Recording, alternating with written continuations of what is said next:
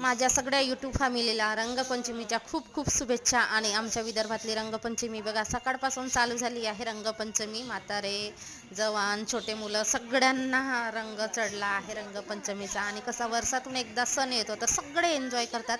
माझी तर आंघोळ झाली होती. आंघोळ झाल्यानंतर मी भिजली, रंग खेळलं. आणि हे जे व्हाईट व्हाईट दिसत आहेत ते आहेत साखरेचे, काय म्हणता तुम्ही माहीत नाही, पण आमच्याकडे साखरेचे मालागाठी म्हणतात ते आहेत. तर आपल्याकडे ना असं आजूबाजूच्या लोकांना, आपल्या नात्यातल्या लोकांना अशी थोडीशी गाठी तरी देतात आमच्याकडे आणि रंग लावून होळी सेलिब्रेट करतात. तर ही प्रथा आहे. आणि आमच्याकडे आता छोटे मुलं आहेत तर देतातच.